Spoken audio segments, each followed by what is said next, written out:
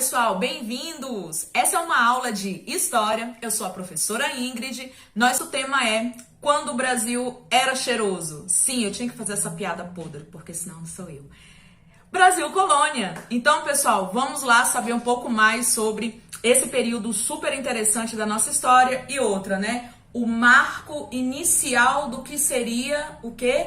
O Brasil. Mas ele já existia antes, tá bom? Então, bora lá para nossa aula. Pessoal, vamos falar então agora sobre Brasil Colônia. Mas pra gente falar do Brasil Colônia, a gente vai ali fazer um resgate rapidinho sobre as grandes navegações. Então, você deve estar lembrado aí que os grandes navegadores, né, tanto portugueses quanto espanhóis, chegaram aqui nas Américas. Óbvio também que você está lembrando que já existia gente morando por aqui, são os nossos indígenas. Porque essa visão de falar descobrimento, ela é uma visão muito etnocêntrica. Se você não lembra o que é etnocentrismo, acompanha aí, tem um vídeo aqui, ó, sobre raça e etnismo. Passa lá que você vai aprender um pouquinho mais sobre isso.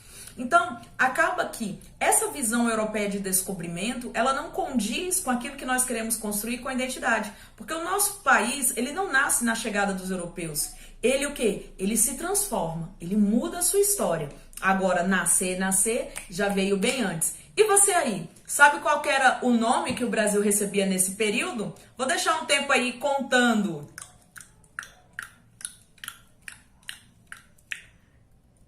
E aí, conseguiu descobrir? Então, bora lá, pessoal.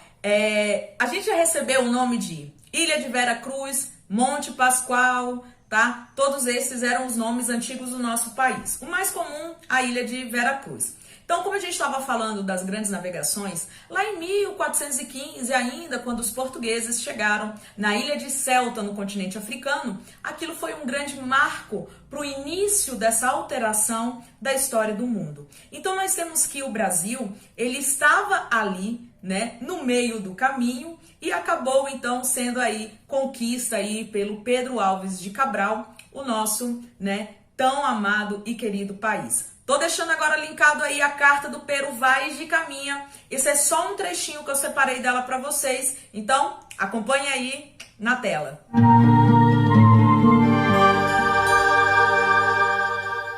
Uma carta pode oferecer múltiplas leituras. A carta escrita por Pero Vaz de Caminha ao rei Dom Manuel não foge à regra.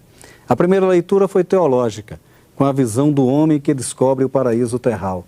Mas há ainda uma leitura sociológica, onde é possível estabelecer o conflito e os distanciamentos entre a rigidez da formação europeia e a liberdade natural dos trópicos. Afinal, não havia pecado ao sul do Equador. Uma terceira leitura traz contornos ecológicos.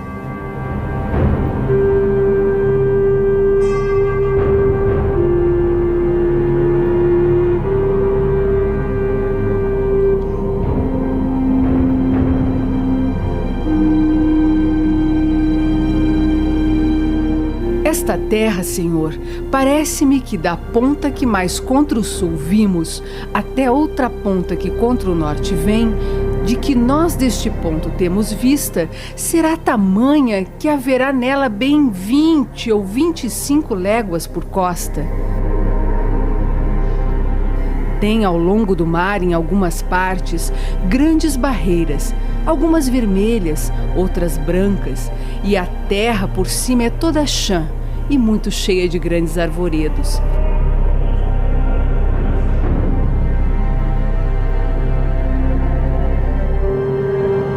As águas são muitas e infindas, e em tal maneira é graciosa que, querendo aproveitá-la, tudo dará nela, por causa das águas que tem.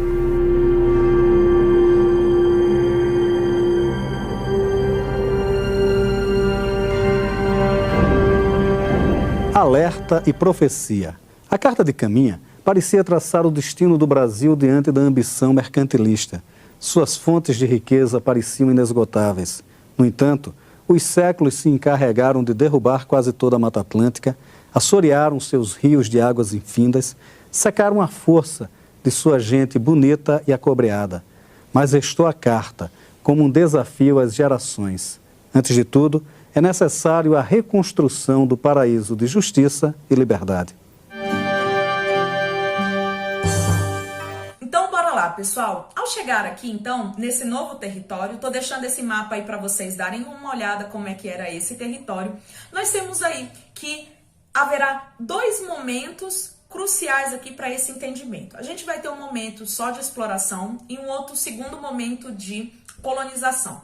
Então, de 1500 a 1530, basicamente, aqui foi feito, né, as feitorias. O que são as feitorias? São entrepostos comerciais para se levar algum tipo de produto que tinha aqui. Qual que era o produto aqui? Sim, pessoal, essa é a terra do pau Brasil, tá? O pau que arde em brasa. Tanto que as pessoas que participavam do comércio desse pau-brasil, eles eram chamados de brasileiros. Então, ser brasileiro nesse momento não era a nacionalidade, não estava ligado com uma ideia de cidadania, e sim com a ideia de um ofício. Sim, o nosso nome surge como um ofício, assim como pedreiro, marceneiro, ferreiro, brasileiro, tá? Então, e por que o pau-brasil é tão importante, professora? Seguinte, pensa aqui comigo.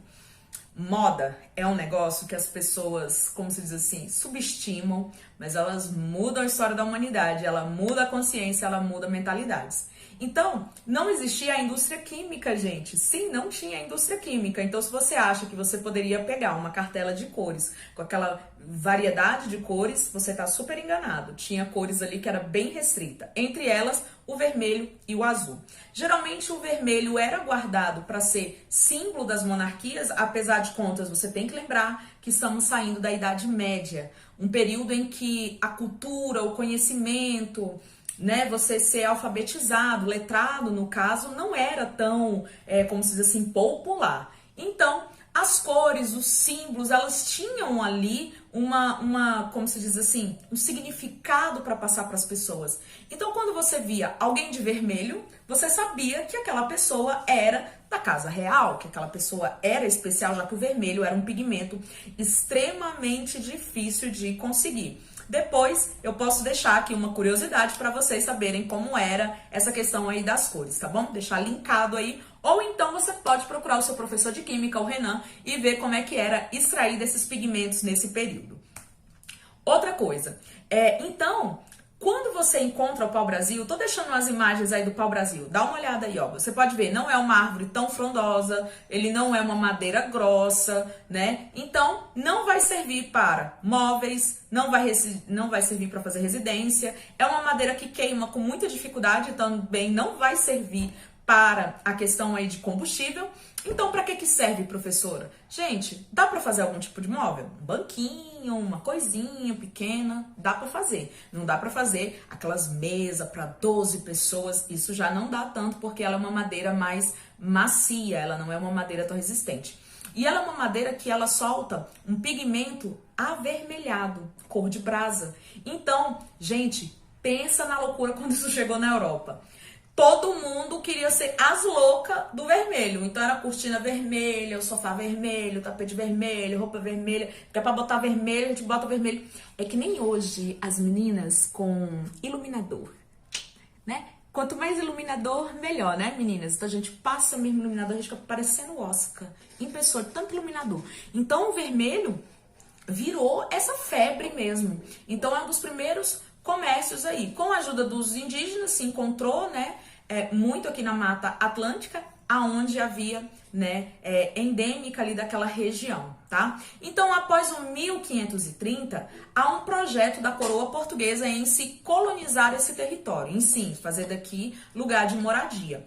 Então, nós temos aí o Martim Afonso de Souza fundando, então, o primeiro núcleo urbano do Brasil, que é São Vicente, atual região onde fica ali São Paulo, tá? E aí, nós vamos ter, como se diz assim, um aperfeiçoamento desse comércio com outros produtos, não só mais com o pau-brasil. Então, nós vamos ter outros produtos em voga aí, ok? Então, vamos falar um pouquinho sobre esse momento da nossa história.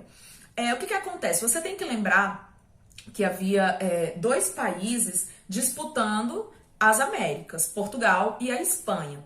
E aí você deve lembrar do Tratado de Tordesilhas, tô passando ele na tela aí para vocês verem como que ficou a divisão dessas terras. Então, tem uma questão, pessoal. O comércio no Oriente, ele era muito mais lucrativo, tá? Aqui, então, você encontrava, como se diz assim, Portugal tinha uma questão de deslocamento da densidade demográfica dele e também o Brasil não tem artigos, assim como se diz, as especiarias, artigo de luxo, a não ser o pau-brasil, né? Mas os outros artigos não eram tão interessantes, não eram tão caros assim para o comércio que os portugueses estavam querendo fazer, tá? Então, pessoal, não pensem vocês que era só a Espanha e Portugal que estavam interessados nesse novo território. Você vai ter aí os corsários por todos os mares, né? Os corsários são os piratas. Então, a pirataria, ela estava acontecendo. E, além disso, havia missões de se tomar terras nesse novo território. Então, por exemplo, a França. A França, ela não respeitou tratado nenhum de Tordesilhas. Ela fez, sim, uma tentativa de invasão, assim como vocês vão ver ao longo da nossa história. Invasões essas que duraram até um certo período aí, como se diz assim, atormentaram a coroa portuguesa. Então, a defesa do princípio do uti positidetis, né, foi muito utilizado, que eles diziam assim, muitos diziam, mostre-me aonde Adão colocou a cerca para os seus, como se diz, aqueles que terão a sua herança. Então eles usavam muito isso de dizer, a terra é de uso de quem ali chegar, tá? Então, essa ideia de propriedade privada, gente, ela ainda está começando a acontecer, porque olha só, você tem que lembrar que a Idade Média, nós historiadores colocamos alguns como um período, alguns como outro. Uns colocam com a queda de Constantinopla, né, em 1433, e outros já colocam como a chegada aqui nas Américas, né, no 1492, 93. Então, a gente tem que lembrar que lá já era aquela ideia do mercantilismo, dos estados nacionais. Então, Portugal já passava por tudo isso. Se você não está lembrando o que é o absolutismo, o mercantilismo e os estados nacionais, tem aula aqui. Foi a nossa aula passada, até inclusive, né, que você já deve ter assistido para chegar até aqui. Ok? Então, no meio disso tudo, essa ideia era, as terras pertencem àquela coroa, pertencem àqueles que chegaram e que pegaram de fato e de direito. E o Tratado de Tordesilhas é um acordo entre a coroa portuguesa, a coroa espanhola e, né, o Papa e também a Igreja Católica. Então nós temos várias expedições agora exploradoras para chegar nesse novo território aqui que é do Brasil. Nós temos em 1501 a primeira expedição aí, que é do Gaspar de Lemos. Para o quê? Para fazer uma análise desse território, saber o que é que tem aqui, o que é que não tem. Logo em 1503 a gente tem uma nova expedição do Gonçalo Coelho, tá? Aonde ele vai aí em busca dessas riquezas, esse contato com os indígenas, uma coisa que se descobre aqui então, tem muito acidente geográfico, principalmente essa região litorânea do Brasil, e também a descoberta do pau-brasil. Ouro tem, professora? Calma. Calma, vai demorar um pouco. A gente está encontrando mais em pequenas quantidades. Enquanto isso, a Espanha, gente, tá tipo lavando a burra, né? Lá nos povos astecas, encontrando o ouro, o verdadeiro Eldorado, tá? Estar ali. E outra coisa, nós temos um monopólio real da coroa portuguesa aqui sobre esse território. E com os indígenas vai ser feito o escambo, que é a questão da troca, tá? E também a troca entre Portugal. Então, aquelas pessoas que vieram morar aqui no Brasil, elas também vão participar dessa ideia de escambo. Professora, eu já ouvi dizer que as pessoas que vieram para o Brasil, tudo complicado da vida. Porque pensa aqui comigo, gente, a Europa estava passando por aquela crise. A peste, a fome e a guerra. Então, esse novo território, ele é sim um ótimo lugar para você escapar disso tudo. E outra, principalmente para quem é jovem, tá? Para quem tá aí numa fase produtiva que não consegue emprego na Europa, que não consegue se colocar ali naquele mercado de trabalho. Então, vir para essas novas terras é uma possibilidade. Então, assim, esses aventureiros geralmente eram muito jovens. Colocam-se sempre na cabeça de vocês que os descobridores, os grandes navegadores, no caso, né, que é o termo mais correto, os navegadores, que eles eram todos velhos, senhores de idade. Não, gente. Nós estamos falando em jovens, eles não tinham ali nem os seus 30 anos ainda concluído, tá? Então, assim, é uma forma de você conseguir fugir daquele tanto de gente, daquela doença, das guerras e outra. Você tem que lembrar que daqui a pouquinho nós vamos ter a reforma protestante que vai perseguir pessoas, e isso leva a um grande número e aumento de pessoas indo para o norte, tá? Então nós temos aí que foram feitas várias expedições de guarda-costas para poder proteger, entre eles, dos franceses, dos holandeses, tá? E também aí a questão do contrabando do pau-brasil. Sim, minha gente, você tá achando que contrabando é uma coisa de outra? Bora falar lá uma diferença que é importante entre contrabando e tráfico, tá? O contrabando é o seguinte, é quando aquele produto ele é licenciado, ele é permitido naquele país, porém ele entra sem pagar os devidos, né, impostos, as devidas taxas alfandegárias e qualquer outro encargo econômico sobre ele. Já a questão do tráfico é quando aquilo ali não é permitido de maneira nenhuma. Por exemplo, aqui no Brasil, cigarro eletrônico é tráfico, é crime, é criminoso fazer o uso e a venda de cigarros eletrônicos. Não pode estar na nossa Constituição. Lá no artigo 5º você vai encontrar sobre isso. Agora, se você traz, por exemplo, um pneu de uma marca lá, digamos, você vai no Paraguai, compra um pneu, que essa marca também existe aqui no Brasil, sei lá, Continental. Vamos colocar aí. E esse produto entra ali, a pessoa ela vai ser indiciada no caso, porque é um crime de contravenção penal sobre a questão de quê? De contrabando. Agora, se ela traz cigarros eletrônicos ou um pneu que não existe, não é licenciado aqui, ela está cometendo sim um tráfico, tá bom? Então, há sim uma expedição de guarda-costas aqui no Brasil, justamente para prevenir essas situações, tá? De contrabando, pirataria, tudo isso. E o Christophe Jacques, ele que vai aí, então, sediar essas primeiras expedições aí desde 1516 e se estendem aí durante 10 anos, né? Indo até o 1526. Outra questão, aí a gente entra naquela segunda fase que eu falei pra vocês, que é do 1530, quando começa, então, a ideia de se fazer, como se diz, povoamento aqui. Uma outra coisa que eu gostaria muito que vocês esquecessem, apaguem da memória de vocês aqui, ó, vou fazer igual os homens do MIB, tá? Vou pegar alguma coisa aqui, tipo, olhe pra cá. Pronto, apaguei da sua memória. Esse negócio de colônia de exploração e colônia de povoamento. Essa é a diferença entre Brasil e Estados Unidos. Gente, os dois passaram pelos dois processos. E se for falar em povoamento, o Brasil começa a ser povoado primeiro do que os Estados Unidos. Sim, até processo eleitoral. Em 1534 a gente já teve eleições, tá? Então se liga aí nessa história. Então, uma outra coisa, o comércio ocidental começa a entrar em decadência, porque afinal de contas tá todo mundo vendendo isso, então lei de oferta e procura. Os franceses vêm naquela ameaça de tentar tomar o Brasil, Portugal precisando pagar todas as dívidas do Estado português, né? Qual é o Estado que não tem dívida? E com isso tudo, Portugal começa a entrar um pouco numa crise ali de tentar resolver e não tá conseguindo. Então, o que eles vão fazer? Com a chegada do Martim Afonso de Souza, que eu já falei aqui rapidinho dele anteriormente, começa então uma exploração e uma busca por novos produtos, por novas coisas que podem trazer algo rentável para Portugal. Então, pessoal, ele vai fazer um acordo com os indígenas, tá bom? Vai conseguir fazer a expulsão dos franceses que tinham conseguido, como dizer assim, se fixar um pouco naquele território, tá? E faz então a fundação da nossa primeira vila, que é a Vila de São Vicente, lá no ano de 1532. Então também faz a fundação desse primeiro engenho, que é o engenho de São Jorge, tá? De Erasmo, também do mesmo ano de 1532.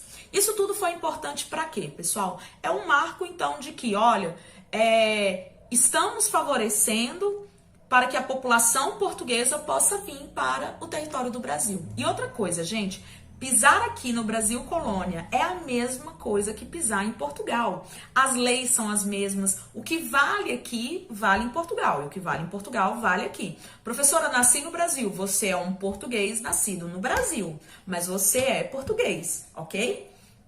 Então, vamos seguindo aqui com as nossas, explicações. Outra coisa que nós temos que entender é a questão do pacto colonial. Bom, você já sabe que tem pirataria, você já sabe que tem contrabando, que nem sempre dá para fazer 100% do acordo. Aqui mesmo hoje no Brasil, com toda a tecnologia que a gente tem de GPS, de avanço, gente, o Brasil tem cerca aí de 17 mil quilômetros de fronteira seca. Então você pensa, a gente faz divisa com a galera inteira, tirando o Chile, né, e o Equador. Do resto, todo mundo é nosso vizinho. Então você pensa o quanto que o Brasil tem que gastar, tá, em proteção de fronteiras. E aí, pessoal, é uma questão bastante interessante da gente analisar. Enquanto os Estados Unidos tem duas fronteirinhas, o México e o Canadá. E o Canadá é tipo uma fronteira natural, é tanta neve, ninguém vai passar. México também foi privilégio ali com uma fronteira de um deserto danado, mas que mesmo assim dá dor de cabeça, valia a gente aqui sem controle, tá? Então, gente, ó, é lógico que vai acontecer tudo isso. Então, o que é esse pacto colonial? É o seguinte: se você mora aqui na colônia, você só pode comercializar, fazer o seu comércio, as suas trocas, as suas vendas através, tá, daqueles enviados pela coroa portuguesa. Então, eles levam esse produto para a Europa e lá ele vai ser redistribuído. A mesma coisa acontece na volta, né? Ou seja, da Europa para cá. Você só pode comprar daqueles vendedores que são apontados pela coroa portuguesa para se fazer aquele tipo de comércio. Então, nós vamos ter aí que o Brasil colônia, ele vai estar assentado em um tripé. Qual é esse tripé, professora? Vai ser a escravidão, que é essa mão de obra que chegou para cá forçada. Se você quiser saber um pouco mais sobre esse período da escravidão, dá uma olhadinha também na nossa última aula de Segundo Reinado, que lá tem alguns apontamentos sobre a escravidão e o belo poema Navio Negreiro, tá? Então ele vai ser assentado no escravismo, na monocultura e no latifúndio. Latifúndio, grandes territórios de terras, tá bom? E então, que tipos de produtos nós vamos começar a ter aqui? Algodão, tabaco, tá? Cacau, que é um outro produto que foi encontrado que vai ser bastante utilizado. Então, esse é o pacto entre eles. Agora, Portugal, então, teve uma outra ideia. Na tela aí com vocês. Nós vamos ter, então, a divisão das capitanias hereditárias. Foram 15 capitanias ao total. Então, é um sistema adequado a essa nova política, que é o máximo de lucro e o mínimo de investimento, já que você não paga para que esses capitães donatários venham até aqui, eles vêm por conta própria, tá? Eles que têm que pagar, então essas famílias ganhavam direito de concessão. Dois instrumentos jurídicos que nós vamos ter é o foral e a carta de doação. Esses donatários, então, eles podiam legislar, controlar, fazer o que quisessem aí dentro desse território. E também podiam fundar as vilas, tá? E conceder pequenos espaços de terras, tá? Que são chamadas de sesmarias, que na verdade, gente, são grandes latifúndios, mas comparando com a questão da capitania, ele é menor do que a capitania, óbvio, né? Então, assim, a coroa, ela tinha aí que grande parte agora vinha do lucro da exploração dessas capitanias, tá? Entre elas, eles podiam cobrar tributos sobre salinas, tá? Sobre as moendas, os engenhos, e deveria arcar com os custos quem veio para cá novamente, reiterando, tá? Agora, gente, não pense vocês que foi tão simples assim. Volta aqui na tela. Então, vocês viram um território imenso, dividido. Muitos desses capitães donatários nunca vieram ver essas terras, nunca vieram explorar essas terras. Então, acabou que você tem grandes distâncias, abandono, o ataque hostis dos indígenas. Então, não pense vocês que vai ser assim tão fácil. Vou deixar aqui linkado um vídeo do professor Eduardo Bueno sobre a Guerra Guaranítica, tá? Foram 5.000 indígenas dentro desse território. Então, assim, atacando diretamente. Não pense vocês que foi tão simples assim, tá? Então, outra questão, essas grandes distâncias que nós vamos ter. Então, você pensa, até uma capitania receber a notícia da outra e tentar ajudar, até ali, gente, já se foi, tá? Muita coisa já aconteceu. Então, bora aí na tela falar um pouquinho ainda mais sobre... que você disse? Sobre essas capitanias. Então, quais foram aí as questões que deram errado nessa questão do Brasil colônia? Foi justamente aí você ter acesso a essas capitanias, tá? Então, Então vamos falar sobre duas capitanias que deram certo. Então a gente vai falar sobre a capitania de Pernambuco e a capitania de São Vicente. Pernambuco, por que deu certo? Quem recebeu a capitania de Pernambuco foi Duarte Coelho.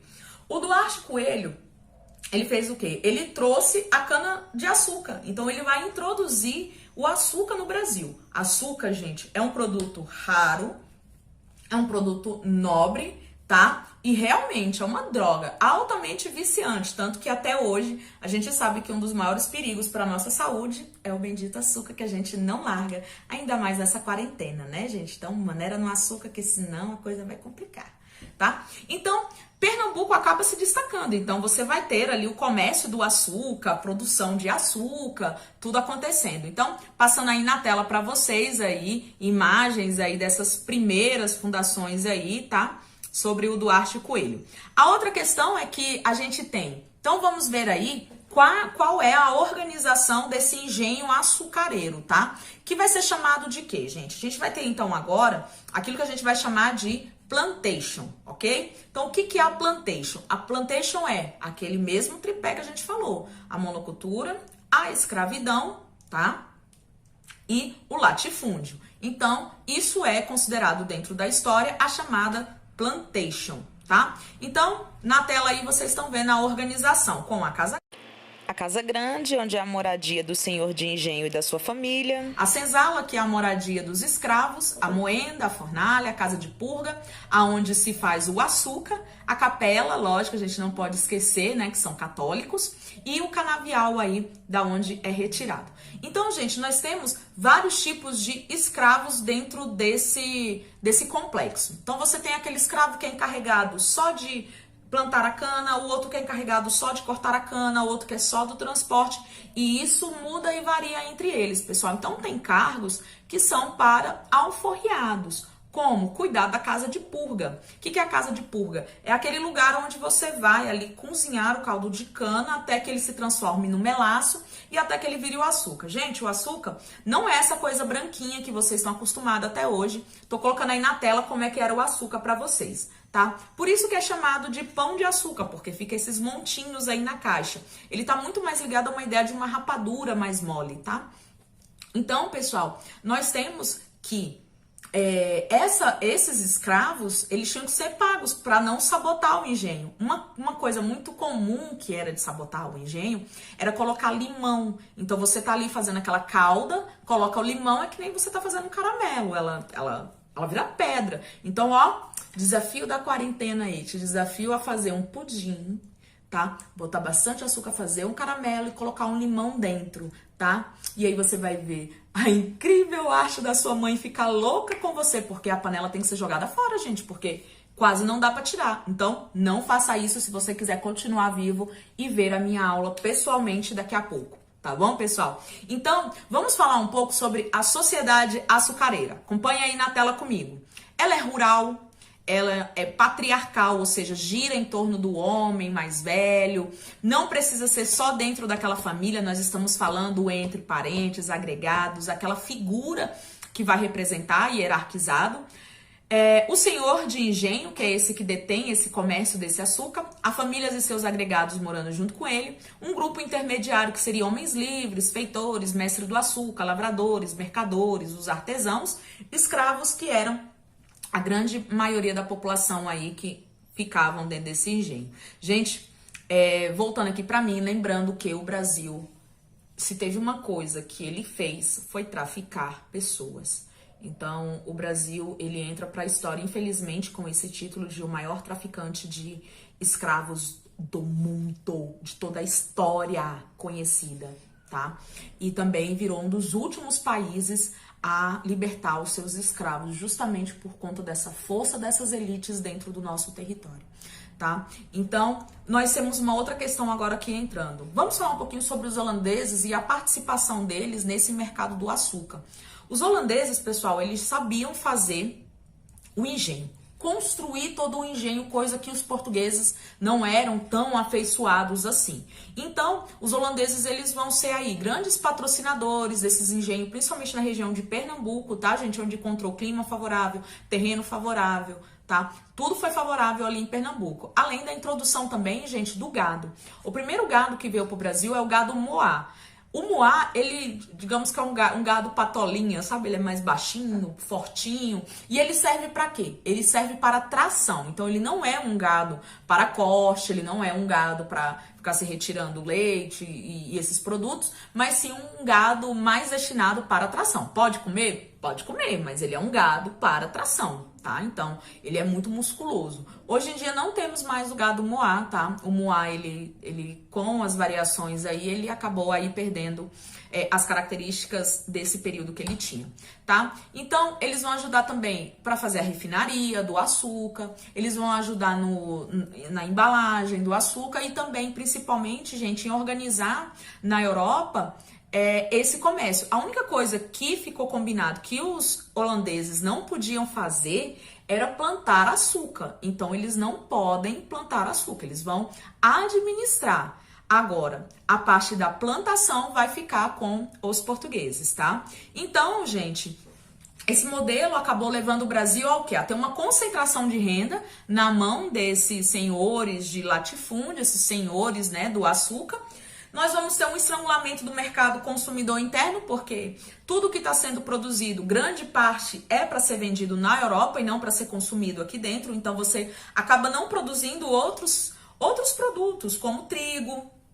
O trigo, ele, para você ver, o trigo ele só vai vir para o Brasil com a família Matarazzo, lá no segundo reinado, tá? Quando o Francisco Matarazzo, então, decide plantar trigo para não comprar o trigo caro da Argentina, tá? No momento que o Brasil passou ali por uma crise, porque estourou uma guerra nos Estados Unidos e acabou que a produção de trigo caiu no mundo, tá? E outra coisa, você vai ter esse desvio das nossas riquezas para Portugal, então grande parte do que é produzido aqui vai ser levado para lá, e esse trabalho escravo acabou gerando o quê, gente? Um empobrecimento do desenvolvimento do trabalho manual. E também é uma questão de você estagna ali na questão de tecnologias, de práticas comerciais, tá? E outra, é uma baixa produtividade, porque você não vai mais... Um bom escravo traduzido nas épocas de hoje dava cerca de 50 mil reais, tá? Então é muito dinheiro.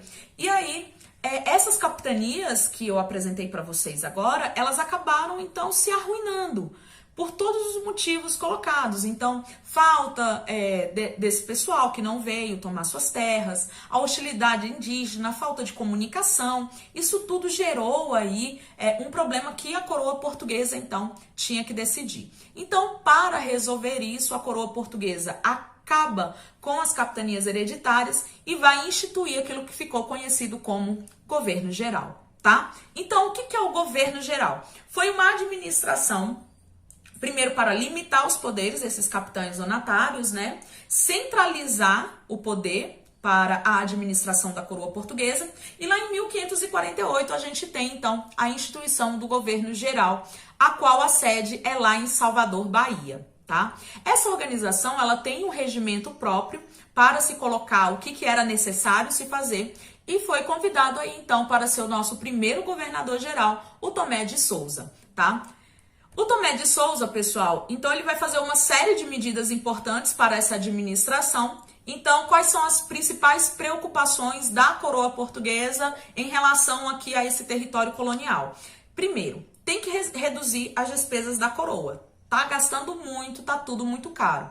E outra, já que eu estou sem dinheiro, eu preciso então arrecadar dinheiro. E outra, defender o território, porque senão o Brasil vai ser todo esfacelado aí.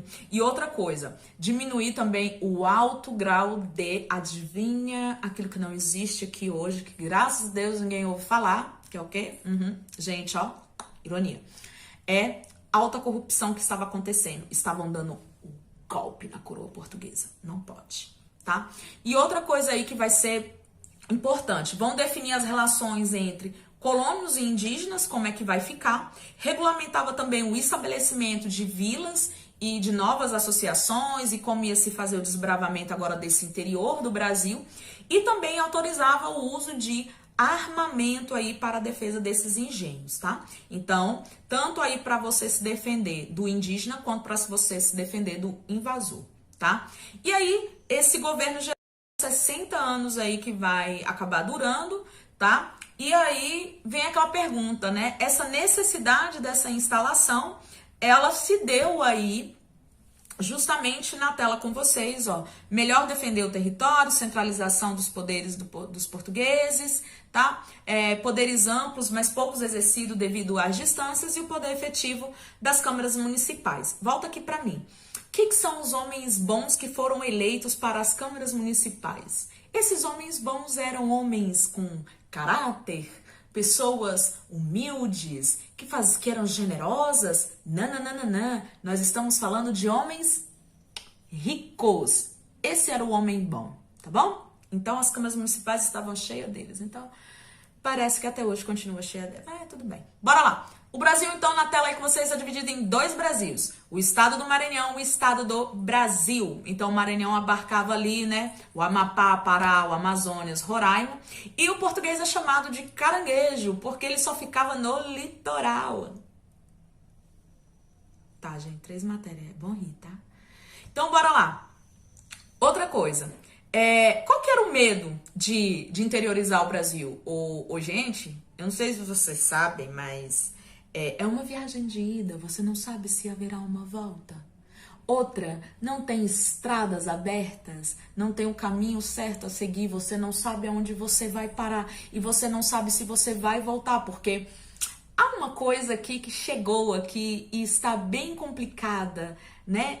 Os portugueses vão conhecer as doenças tropicais, ok, gente? Então, malária, tá? Dentro desses navios vieram o Aedes aegypti, ou seja, o mal do Egito, isso, o Aedes aegypti é como se diz assim, a doença, a praga que veio de lá e acabou super, sabe demais daqui, ixi, ó, o mosquitinho, eles até evoluem, é que nem não tem Pokémon, mas ele evolui igual Pokémon, né? E ele vai pra chikungunya, febre amarela. Menino, só evoluindo. Tô até com medo daqui a pouco de me falar que o bicho da dengue aí, né? O Aedes aegypti, vai passar também o vírus aí. Só falta essa agora pra ele. Porque do resto, ele dá conta do recado. Então, gente, ir para o interior dá muito medo. Muito medo. Então, você vai ver que vai haver aí, então, várias campanhas para se promover essa interiorização. Vamos ver aí como é que ficou organizado o Brasil Colônia. Os auxiliares do governo geral, você tem o provedor-mor, que cuidavam da fiscalização e cobrança dos impostos, o ouvidor-mor, da administração e justiça, e o capitão-mor, que organizava a defesa contra piratas, invasores e índios. E aí eu tenho a professora-mor, que esse título eu ganhei da aluna Ana Beatriz, quando ela ainda estava lá no 1º ano do ensino médio. E ela deve estar vendo essa parte, deve estar lembrando que era assim que ela salvava meu contato, professora-mor. Outra questão que nós temos aí, então, a criação dessas câmaras municipais ocupada por esses homens bons, que eu já falei para vocês quem são eles, com a base do clientelismo. O que é? Dá lá e toma cá.